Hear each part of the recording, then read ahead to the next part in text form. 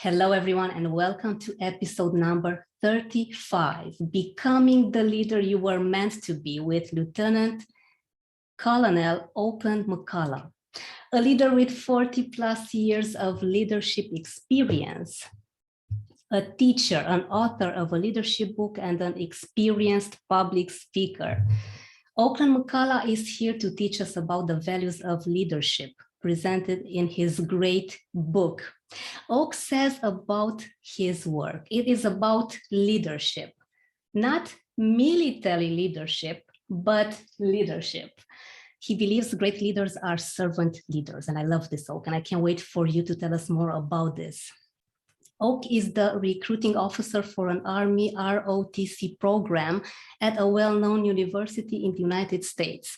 His job is to find young men and women who want to become officers in the United States Army and get them to come to their Army ROTC program.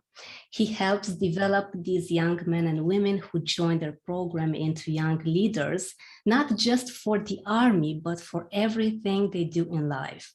My goodness, this sure sounds amazing. Welcome, Oak. It's wonderful to have you here with us. Well, thanks, today. Roxy. I'm very pleased that you asked me to be on your show. I'm honored. Oak, please tell us about your journey with leadership. I know you're a lieutenant colonel, and it's really interesting for our audience to get to know more of how you started in this amazing path. Right. So I grew up in a small little farm town in Illinois here in the United States. And I was a leader in just about everything I did growing up. I was a leader in my sports teams, captain of my baseball, basketball, football teams. I was student government leader, student class leader. And so I kind of got to where I thought I was enjoyed being a leader, and I did enjoy being a leader. And so then as I started looking at college, and I thought, I really do want to help other people. I want to be a servant leader, because I had a couple people in my life who showed me what that means. I had two instructors in high school. One was my history instructor, one was my physical education instructor and a coach. And they kind of showed me what it means to be a servant leader and taking care of other people. And so I decided that's what I wanted to do. And the way I decided to do it was to be an officer in the United States Army. And I had a great experience in the Army. I really did. This sounds wonderful when you are telling us that you had people guiding you.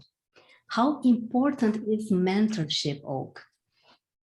Well, I believe mentorship is very important because none of us get there by ourselves. I believe that. So I've been lucky in my life. I've had a couple people who took an interest in me, both in high school and then in my Army career, who have agreed to be a mentor of mine. Either they picked me or I asked them and they agreed. And it's really helped me out in my career, where I could always either ask for opinions, or they would see that I was getting ready to do something and they would give me their opinion.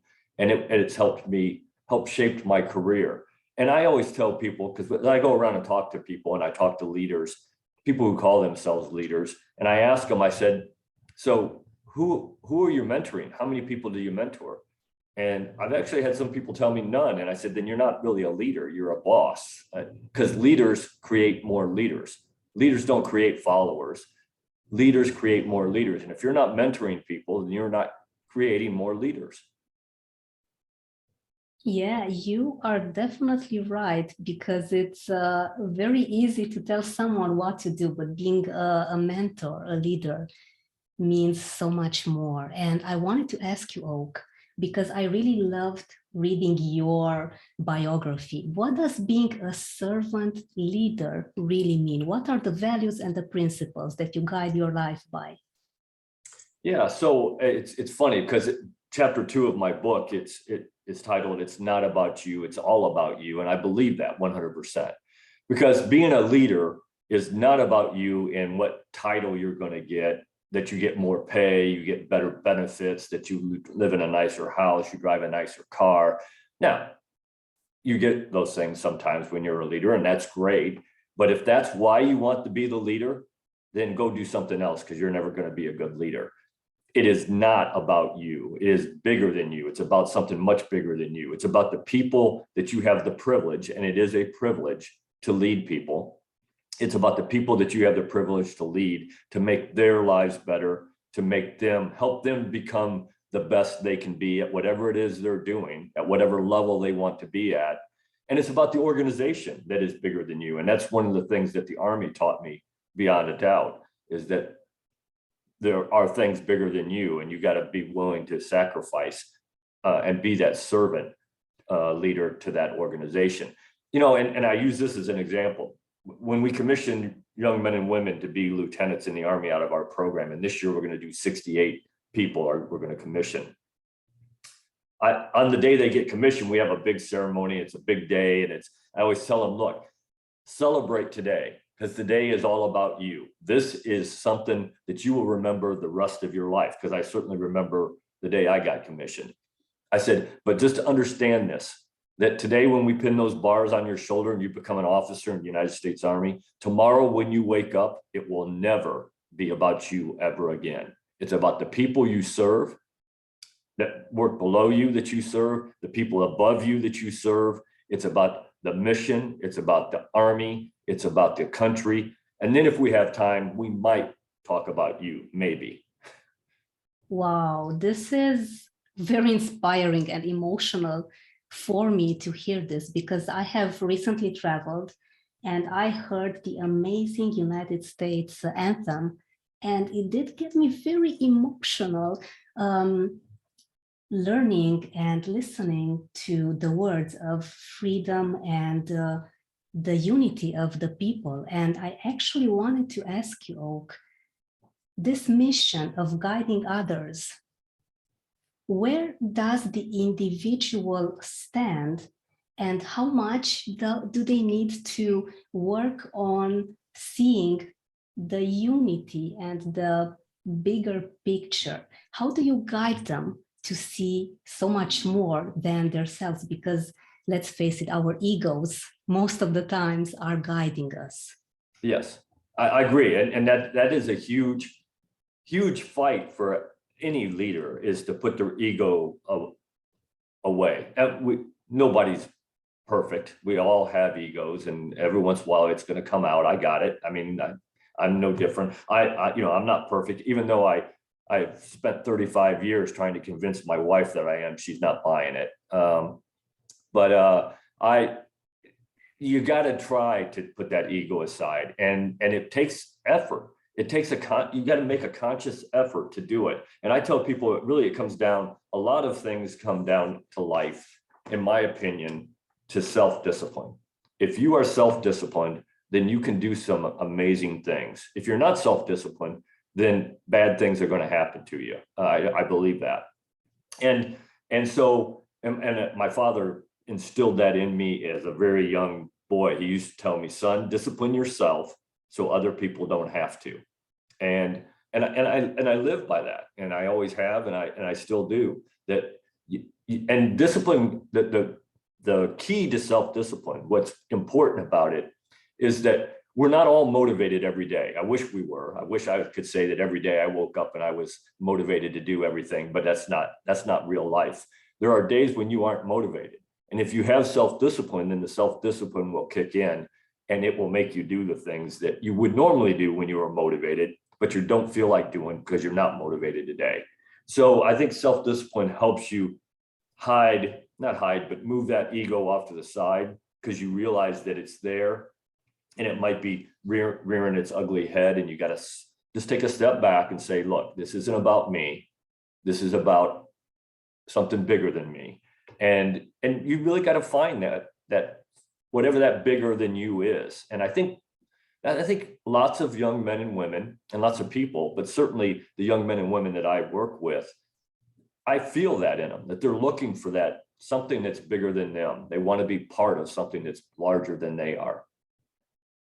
It does get you feeling more fulfilled when you learn that life is not about you, but it's about you giving and teaching and just making the world a better place, isn't it? It is. It really is. And that's, you know, and I'm don't make any bones about it. I'm a religious man. I believe in God, and I think that's part of this whole journey. I think servant leaders, you don't have to be religious, but you have to have values, and you have to have some character, and you can have those things without being religious, because every religion, most people have some value that they live by. It just so happens mine is the Judeo-Christian values, but whatever value it is that you live by, you got to have those values. And as long as you do that, then I think you're going to be okay. As long as you, because it is so important that you have those values, because I tell people all the time, leaders do the right thing because it's the right thing to do. Not because somebody's going to check up on them, not because not because they want to do the right thing. They do the right thing because it's the right thing to do, even when it's not in your best interest. And I think we've all experienced that situation where the right thing and what we wanted aren't the same thing. And you got to still do the right thing, even if it's not what you really want to do. Because if you are a leader, and the people who work for you that you lead ever catch you not doing the right thing, you're done. That trust is gone, and you will never get it back. Definitely. It's that second of losing everything that you may have built in a few weeks, months, or even years. That's right. And all like that, it's gone. And it's powerful when you said that you need to self-discipline, because if not, others are going to do this for you. Why do you think, Oak, that so many people have trouble with discipline? I think there's a couple of things. I think that we have lost track of teaching young men and women that it isn't about them, that it is about things bigger than them. You know, and just you can go as simple as this. It's called an iPhone. Not, you know, so from a very young age, we're teaching them you, I, me. We're not teaching we and us.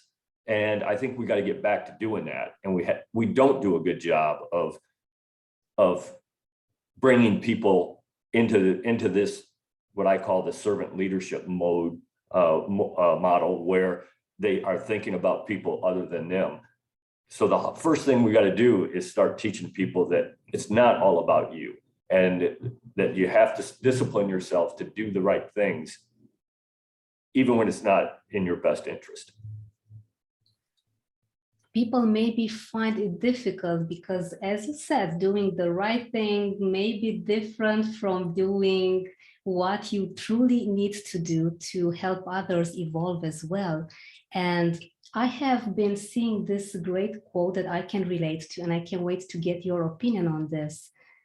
Even if no one else sees you doing something that you shouldn't do, but it's you who sees yourself, and that is even more powerful, because we are our harshest critics, and then self-esteem goes away completely.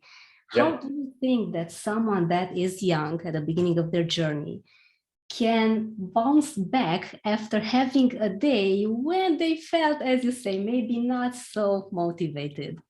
Yeah, and not just motivated, but maybe made a mistake and did something that they really didn't want to do. And we all do that. We're all, nobody's perfect. We're all going to make mistakes. And I had a boss one time who told me, Oak, I don't care if you made a mistake today. If you didn't make a mistake, you probably didn't do anything. What I care about is, what do you do after you made the mistake? Do you try to hide it? Do you blame somebody else for it? Or do you walk up to me, or you go talk to yourself and you say, okay, made a mistake. Here's what I'm going to do to fix it. Because you take responsibility for it and you fix whatever it was that you made the mistake on. But I think that it's so important. What was the question again? How to get someone to bounce back after maybe made a mistake.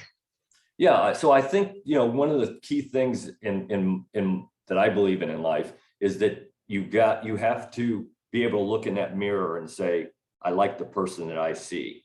Because if you don't, if you're not making good decisions and you're doing bad things, like you said, even if nobody else sees it, it's going to weigh on your conscience and it's going to eat away at you, and you're not going to be as good a leader as you can be.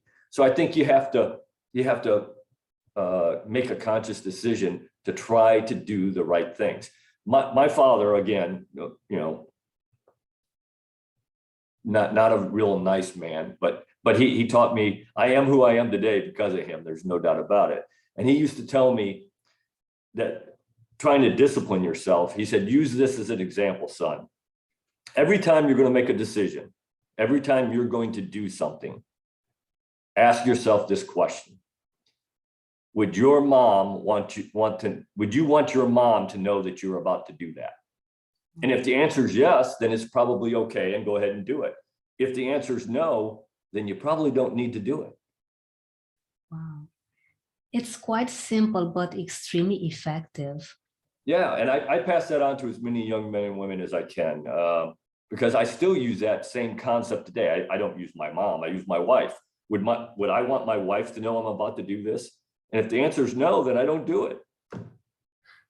There's a reason I've been married 35 years. Definitely. I just wanted to say this, and congratulations. This is such a beautiful number for a strong marriage. You don't see marriages lasting this long. Well, they do last, but maybe not this long. What would you say that is your secret, if any, for such a healthy, strong relationship, Oak? Yeah. Oh, I think the number one thing is mutual respect. I will tell you that I have all the respect in the world for my wife. And we are a team. I'm not in charge. She's not in charge. We're a team and we work together. Now, having said that, I want to be the leader all the time. That's just in my nature. I always tell people good leaders want to lead all the time, and I do. Now, I know when I come home at night, I walk in the house, I'm not the leader anymore. And I am trainable, as my wife tells me. So, but I think mutual respect is number one. And number two, I always tell people, advice I give people, young men and women who are just getting married, I tell them this advice: be careful what you say. I said, because once you say it, it's said. You can't take it back. And that may haunt the person you said it to. Even if you think it isn't that bad, that may haunt that person for the rest of your time with them. So always be careful what you say. I think those are the two things that has made our marriage very successful. This is very refreshing to hear you say this, because many people say that love is enough. I do believe this, but there are certain aspects, as you say, mutual respect and being careful with the words that you use, that really make something last so wonderfully. And since you have been, Oak, in the military system for such a long time, and you have 40 plus years of experience with leadership, can you please share with us what are your non-negotiables? Oh, absolutely. So every time I take over an organization, I tell them, look, I don't care if you made a mistake. Just like my boss told me, we're all going to make mistakes. Just own up to your mistake. Tell me how we're going to fix it, and we'll go fix it. Because one of the things that is a non-negotiable for me as a leader is that you own everything in your organization. You can give away all the authority you want.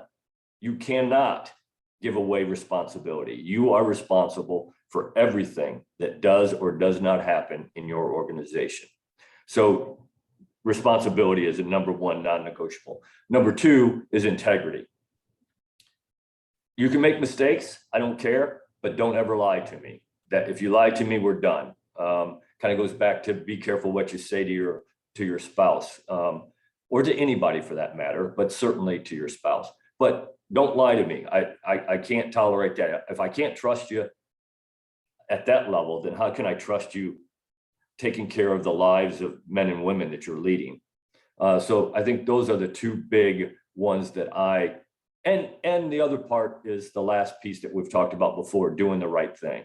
I think that is a non-negotiable for me. I don't ever want to catch somebody who's working for me, I want to make sure that I'm never doing something that benefits me over the benefit of other people and the organization. Now, that doesn't mean you can't do things that benefit you. Absolutely, you can. But if it comes down to benefiting you or benefiting the organization, then you better pick the organization over yourself. I love it that you said this, because as a society, we kind of labeled making mistakes and failing as something awful, something that we should be ashamed of. But at the same time, when you simply admit this, first to yourself and then to your leaders, to your organization, you get to learn from this mistake and you simply evolve. And it's amazing how much you grow every single day with every mistake that you do. And could you please share with us, Oak, what are your thoughts on fear? Because fear, shame, making mistakes are mainly on the same path. How do you handle fear? Yeah, so I want to go back to mistakes here for a second first. So I'm not a huge believer in that we accept mistakes. They happen, and we have to understand they're going to happen. But that doesn't mean that we expect them to happen. We every time we do something, we should expect to succeed. We should drive ourselves to succeed, because in the real world, results do matter. You can do everything you want really well as a leader, but if you don't get results, you're not a good leader. I'm sorry, that's just a fact of life. And I have people who argue that with me, and I can't even imagine. And people actually pay those people to come talk to their people. Why would you do that? I don't know. But I'm a firm believer in we need to succeed. And that's the leader's job, is to help his or her people succeed. Understanding that we are going to make mistakes and we may not succeed every time, and we have to learn from those lessons. But our goal should be to succeed in everything we do. And if that's not your goal, then I'm questioning whether or not I want you working on my team. So fear, fear is one of those things. And I can tell you right now, in all my life, I'm 59 years old, and I've spent a lot of time on sports teams, in the Army, deployed in bad places. I have only known 4 people in my life who I would say were absolutely fearless. I mean, had no fear whatsoever. If they did, they certainly hit it pretty well. And I will tell you that those 4 people are all dead. So fear is a good thing. Most people have fear, and that's okay. You just got to learn how to overcome that fear. That's the key. And I think the way you do that is there's a couple ways that you overcome fear. Number one, I think that self-discipline is a way to overcome fear. You got to be able to tell yourself, okay, I understand this is dangerous, or that I may fail, because it doesn't have to be a physical danger. It can be, your mental, that I may fail, because, or there's people who are afraid that they're going to succeed. I mean, so fear takes a lot of different paths, but you got to, if you have self-discipline, you can identify that you have those fears, and then you can start figuring out how you're going to overcome those. The second way that I think that you overcome fear is through training, because if you train yourself to think certain ways, to do certain things, then I think that what you're going to, when you get to that point where you have fear, your training will kick in and you will do things because that's what you were taught to do. And it comes back to muscle memory or mental memory, where if you train that way, you're going to do what you trained. Even though there may be fear, you're still going to do it. So I think those are the 2 ways that I deal with fear more than any other way. And let me just check something here. and so I think at a younger age, I was more afraid of death than, or I never was afraid of death. I was afraid of being maimed or, mutilated or whatever in battle, but death never, I never really thought much about it. And I think some of that is my religion and my faith. And I always knew that if I did die, I was going somewhere better than I was then. And I think that has a lot to do with the way I handle fear as well. But I think fear is a good thing. Don't worry if you have some fear. You just got to figure out how to overcome that fear and be able to handle that fear, to be able to still do the things you need to do, even though you have a fear of whatever that fear is. Like I said, it could be a physical fear, could be a mental fear, could be whatever, but you got to figure out a way to overcome it. And I think self-discipline and train yourself are the two easiest ways to do that. Thank you for sharing this with us. I love it. Self-discipline. This is something that I myself am going to think about. You've given me, and pretty sure to our audience, some great food for thought now, Oak.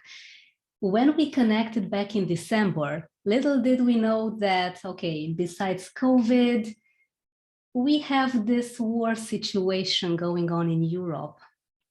And can you please give us an advice on how would you suggest people find their inner leaders to get through this fear of war? Yeah, so and I've been out of the Army for a while, so I don't have any connection with the United States Army, as far as I don't know anything more than you do about what's going on in the world. But I think what we have to understand is leadership at all levels, local levels, mid levels, national levels. That, again, fear is one of those things that we have to learn how to control, and we have to go back to that self-discipline, where before you make a decision, you stop and think about the consequences of that decision. Because let's face it, life is about decisions and consequences. Every decision you make in life, every single one of them have a consequence. Some of those consequences are good. Some of those consequences are bad. You got to get to the point in your life where you're making decisions that give you good consequences. And I think at the national level that we're talking about here in Europe and in the United States and Russia and China and across the world, because what's going on could quickly, if we're not smart and we don't make good decisions, could get out of hand very quickly, as we've seen in the past. And I am a history major. I believe in history, learning history. And if you learn history and you know history, you know how things get out of hand and things happen that you really didn't want to happen. So I think we have to, as leaders at all levels, we have to stop and think about the decisions that we're making and make sure that they're the right decisions. Not for our interest, but for the interest of the greater being, the thing that's bigger than us, whether that's your community, your family, your community, the nation, the world. We have to stop and think those things, because decisions have consequences, and we have to understand that. Definitely. You saying that begin anything, start anything with a winner mentality. You need to see yourself succeeding. I love that. I simply love this, because most of the times an untrained mind kind of gets us to focus on what's worse, on what is the most awful thing that can happen. Right. Human nature, we need to start training our mind. And as we were talking a bit about success, can you please tell us, what does success mean to you? Yes, absolutely. So again, my father, when I was growing up, he had this rule that he used to tell us about it, and he called it the 75% rule. And he said, son, if you're doing something, whatever it is, I don't care what it is, if you're doing something and you're not doing it better than 75% of the people doing it, you need to do one of two things. You either need to figure out how to get better at it, or you need to go find something else to do. Because if you're not willing to get better at it and keep driving to get better at it, then it probably isn't worth your time of doing it. Now, having said that, when you start something new, obviously you're not going to be doing it better than 75% of the people doing it, probably, unless you're just one of those amazing people. So you got to figure out how to get better at it, and you got to work at it. So that's number one. I think you have to have that mentality that you're going to be the best you can be at whatever you be. And I've had jobs in the Army that I didn't necessarily want. And my father and my father-in-law, I would tell them, well, that's not really the job I wanted. And they said, so how are you going to deal with that? And I said, well, I'm going to be the best at whatever that is or there is. I don't care if you tell me to go sweep floors. I'm going to be the best floor sweeper there is because I want to win. And, growing up, when I had young kids in the house, my son and daughter, when we play games, I don't care if I was playing Candyland with them. I wanted to win. And I always used to tell them, I'm not going to let you win. The day you beat me, you beat me, because it's important that in the real world, again, results matter. And we have to train people and teach people that results matter. I get told all the time, and this really bothers me, that this is the mentality that we have in this country, at least. I get told all the time, people say, they read my book and they read that chapter about being the best you can be at whatever you're doing. And they tell me, I don't judge myself against other people. I only judge myself against myself. And I said, that is okay. You can judge yourself against yourself. You need to, you should. I do. But you also need to understand that in the real world, you are being judged against other people who are doing the same thing you are. And if you don't believe that, you are very naive. That's how we figure out who's going to get promoted. That's how we figure out who's going to get pay raises. That's who we figure out who's going to be the leaders of things, is the people who are best at what they do. So I think that we have to get back to teaching young men and women that it is important to be successful. It is important to win, to be the best at whatever you do. Now, I got it. You also have to understand how to lose, because we all going to lose sometime. We don't win every time. That's just a fact of life. But we have to get back to where we figure out that it is important to win. And I use this example. When my children were small, we were stationed at an Army post, and they were going to be involved in a soccer league. And I think my kids were, 6, 7, 8 years old. And we went to the first meeting, and the person in charge says, we're not going to keep score. And I said, why? And he says, because it's not important who wins. And I turned and I looked at my son and daughter and I said, they may not keep score, but we will be keeping score, because winning does matter and we want to win. So I made sure that I instilled in them that winning was important at a young age. And I also instilled in them, when they didn't win, that it was good to be a good sport. It was good to learn from your mistakes and from not winning, because that's important as well. But the goal should always be to be successful and to win, always. Wow, Oak, I am loving this. This is really powerful. And you are so right. It makes all the sense, because in real life, yes, you could be judging yourself by your results only, but it doesn't really matter, because you live in a society where you want to be accepted, you want to get a raise, you want to have people looking up to you, you want to be a mentor at the end of the day. I'm so loving this. And indeed. Yeah, well, again, it goes back to, it's not about you. So if you're only judging yourself against yourself, then you don't get the point that it's not about you. It's about other people. It's about the organization. And the only way for that organization to get better is for you to want it to get better by doing the right things, by being successful at what you're doing. And you're going to be judged by people. That's just the way it is. You can tell me it's wrong if you want. In the perfect world, we shouldn't judge people. I got it. This isn't the perfect world, and that place doesn't exist. So we're going to be judged. So just come to that realization and understand that you can shape how that judging goes if you're in charge. But even when you're in charge, you're going to judge people. You have to. Otherwise, how are you going to pick the people that you're going to be the future leaders? I don't understand that concept. I just don't. It makes so much sense. Actually, it makes all the sense, Oak. We do have the utopic model of the world, but it's not happening, unfortunately. It's nice That's to right. dream, and I'm a dreamer. I love to dream. Absolutely. And you should dream. And I tell people when you're like, when I talk about setting goals, I said, when you're setting goals for your life, don't just set the next level, set something way out there. Set something that in the perfect world, this is the way it should be. Understanding that this is not the perfect world and you may never get to that goal. But if you put it out there that far and you work toward, like my dad said, being better than 75% of the people doing something, and you're working toward that goal, you'll get as close as you can get, which is going to make you better and make your organization better.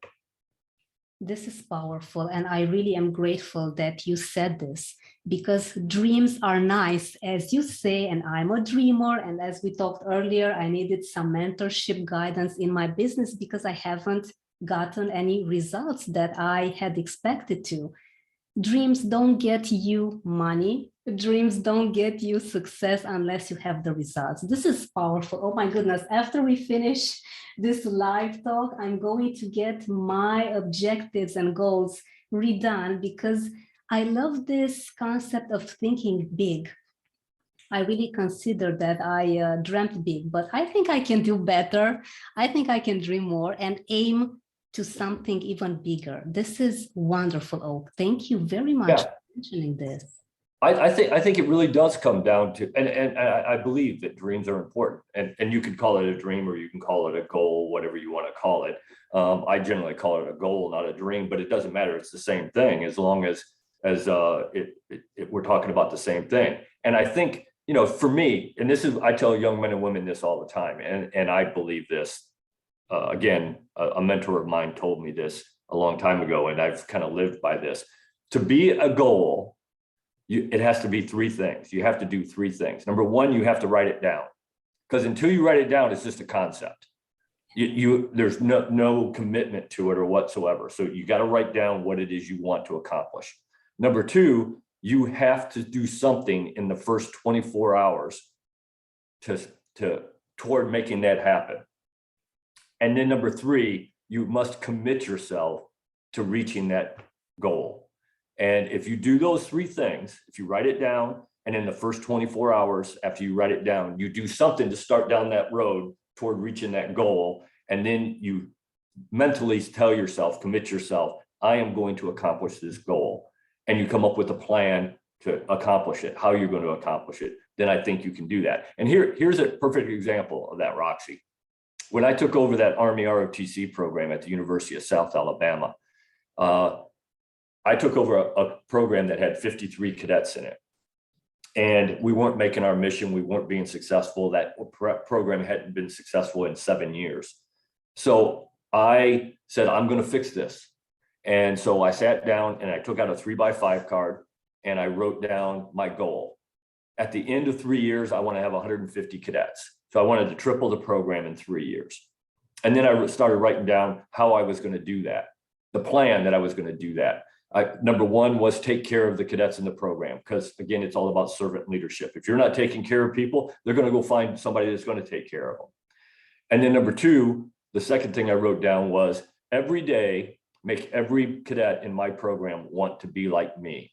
So set the example for them.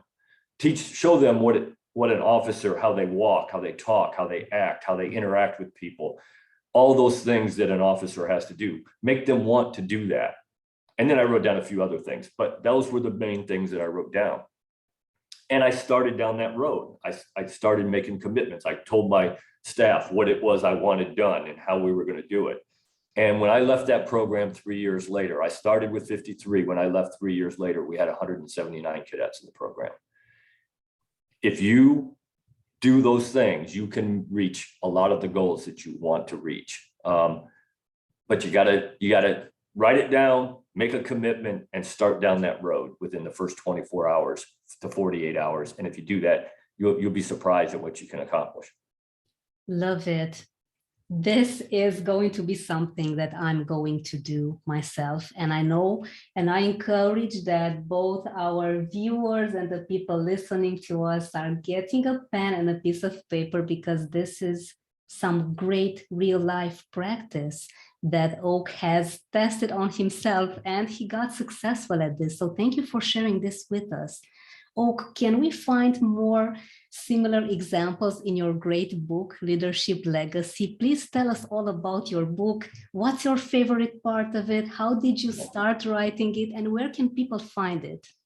Yeah, so people ask me all the time. So they ask me two main questions. Why did I write the book and who did I write it for? So I wrote the book because, again, when I was a professor of military science, I was going around talking to high school students and college students, and I was talking about how to be successful and all those kinds of things. And I would always, inevitably, somebody would say, I want to be a leader. And I'd say, great, the world needs more leaders. So what does that mean? What does it take? How do you become a good leader? And I'd get that deer in the headlights look. You know, they knew they wanted to be a leader. They had no idea what it took to be one and what a good leader did and does. So I came up with a presentation that I give, and it can be anywhere from 45 minutes to an hour and a half presentation. And it talks about the things that you have to do to be a good leader. So now at this point in my life, my passion really is to talk to as many young men and women and anybody else, but certainly young men and women, about what it takes to be a servant leader. And so I knew if I wanted to reach more people, and I do that in the community here. I a few years ago, before COVID hit, I went to 36 high schools and I talked to 5,500 high school students in that year. And so I get to do that locally in the area here. But I knew if I wanted to reach out beyond that, I had to do two things. I had to write a book and I had to get on the speaking engagements. So I wrote the book, and I think if you read the book, if you read the reviews of the book on Amazon, that you will see that it is a good tool to use for young men and women to use to figure out what it takes to be a leader. So I wrote it that's why I wrote it. I really wrote it for two groups of people. I wrote it for young, aspiring leaders, whether they're high school, college, just out of college, maybe they got their first job and they want to be a leader in their company, or maybe they just got hired as a junior leader. That's their first leadership position. I wanted to give them a workbook that says these are the things you have to do to be successful as a leader. And I've actually had people tell me that when they bought it, young leaders, that they've tabbed it, they highlight it, they keep it on their desk, and they use it as a workbook. And if they kind of run into something at work that they can't quite figure out, they'll pull out the book and they'll read my chapter on that subject. And I've had people say that it helps them. The other group of people that I really wrote it for was old people like me, who have been leaders for 20, 30, 40 years and are successful. And I've had people who have read my book, like me, who have been a leader for 40 years. And they said, Oak, you know what? I didn't learn a whole lot of new things from your book. I may have learned a few new techniques here and there. So, oh wait, you did something that I didn't, but I did those things. They said, but what I really took away from your book was I'd be reading along and I'd read something and I'd say to myself, I used to do that really well, and I don't do that so well anymore. Maybe I need to dedicate some time and effort to get back to doing that well again. And so that makes me feel good that I can help, because look, leadership is a journey. It is not a destination. If you are a leader and you wake up one morning and you say, I'm the best leader there is, I can't learn anything more about leadership, go do something else, because you are not going to help anybody being a leader with that attitude. We can all get better every day at what we do. I don't care how long you've been a leader, there are ways to improve what you're doing. And so never turn down a chance to read more about being a leader. Never turn down a chance to be a leader, because leaders want to lead. I can sit here and I can teach you everything you need to know about leadership, and we can talk about it forever. If you don't go out and lead and get the experience of leading, you're not going to be a good leader. That's just the way it is. You got to get out there and do it. So I always emphasize to people that you got to learn all the time, every day. And you can learn from good and bad. I've learned just as much from bad leaders as I have from good leaders.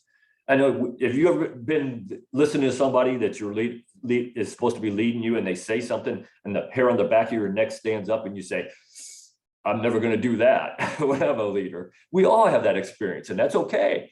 you can learn just as much from that as you can from somebody who just did a great thing. This is refreshing to hear that. Yeah, you can take people's advice, even if it's not the best one, but really know what you should not do next. This is also a great lesson, right? Even if it's, It is. yeah, not the most positive one, definitely. Yeah, that's right.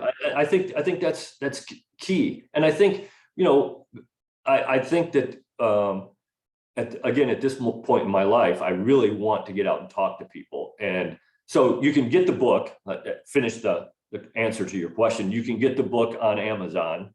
And I know I've sold books in Europe, so I know that you can get it in Europe. I've sold books, which kind of surprised me. I thought, well, I'll sell some books here in America, but I've sold books all over Europe, in Portugal, Spain, Finland, France, Germany, Hungary, in Israel. I've sold books in El Salvador, in Brazil, in Australia, New Zealand, in India. So I know you can get the book through Amazon, however you do that in your country. So from wherever you are listening, so you can get it from Amazon, and then you can reach out to me anytime that you want on my website. And my website is www.ltc Oak, OAK, McCulloch, MCCULLOCH. And I think Roxy has that on her page that she put out. And there it has my email address, it's got my cell phone, it has my social media that's out there. I'm on LinkedIn, I have a personal and a professional Facebook. I'm on Instagram, on Twitter. So you can reach out and talk to me on any of those platforms, and I'm happy to do that. And I always tell people, I get people who say, well, I don't want to take up your time. Look, if you want to talk to me, I will try to figure out a time to make that happen. I never turn down a chance to talk to people as long as I can make it happen. As long as we can figure out a good day and time to make it happen, then that's okay. That's important to me that I make myself available, because again, whether you treat me as a mentor or not, that's okay. If you do, that's fine. I'm happy to answer questions that way, but I'm also just happy to answer any questions and about the book, about leadership, about whatever it is you want to talk about. This is great, and this has been an amazing revelatory experience. I know for me it has been. This has been similar to Mastermind Oak, so I'm very grateful. I'm so privileged to have had your time and your amazing knowledge, your wisdom, and your tremendous energy here with us today. Before we leave this great talk, can you please share one more thing with our audience? And this is, what would you say that most inspires you to be the best leader ever? Yeah, so I think there's two things. The leaders that I had as a young child, growing up, whether it was in high school or even earlier, some of those great teachers that I had who instilled in me the character that you needed to have. And I had some great instructors who were my idols almost growing up because of their character and how they took care of other people, the servant leadership model. And that had a huge impact on me. And then my early years in the Army, I had both types, like we talked about before. I had great servant leaders who taught me the right way to do things and what's important. And then I had horrible leaders who I learned from, who I said, yeah, I'm never doing that again. And, I had a boss one time who told me, Oak, leadership is on a scale. And on one scale, on this side of the scale, you have authoritarian leadership, micromanaging, people that nobody ever wants to work for. And we've all worked for those people, right? And that they are horrible people to work for. You hate going to work every day. And then on the other side of the scale, you have what he was referred to as the Attila the Hun model, where chaos is. And he said, Oak, you want to be as close to chaos as you can get.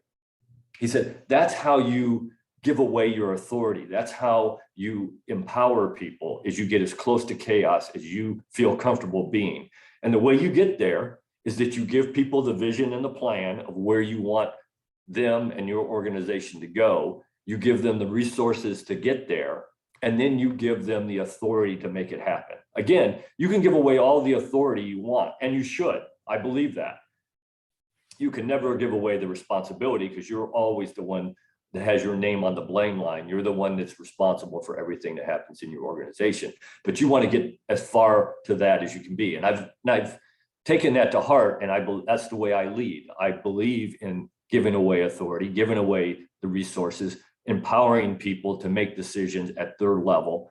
Now, that doesn't mean I don't check up on people, because you have to as the boss, because again, you are responsible, but you have to trust people to do that. So I think when I was young, having those leaders, my first few years in the Army, I had some great leaders that helped me out. And then I will tell you that family life has helped me become the leader that I am, to understand that there is something bigger and better than me. My kids, my grandkids. And I was talking to Roxy before this, and I said, at this point in my life, my grandkids are so special. And my children every once in a while will catch me doing something with my grandkids, or letting them do something, and they'll say, "Dad, you never let me do that." And I said, "Yeah, well, that's because at that point I was the father. Now I'm a grandfather. I'm just an old man trying to get to heaven. There's no rules anymore." Wow, this is wonderful that you are sharing this with us all. What a privilege, and thank you so much for this great example of leadership. And can I make this long story short summary and say that the word of the day is mentorship? Yes. Yeah. I would say 2 words: servant leadership and mentorship. Those two concepts are what drive me as a leader. Those are the things that really mean a lot to me. This has been wonderful, and this talk has changed me, because I'm never going to look at leadership any way different than servant leadership from now on, because you do get bombarded with all sorts of definitions and examples of leadership, as you yourself have said, and I know that you have seen them all. But making sure that it's not about you, that it's bigger, you create a life mission based on this. This is uplifting, and it's elevating our spirit as both an individual that doesn't really count when it comes to the national, the unity that we need to create moving forward. Oak, thank you so much. This has been more than a privilege. I'm so grateful. Look, I'm the one that's honored that you had me on the show, and I loved being on. I mean, I enjoyed it.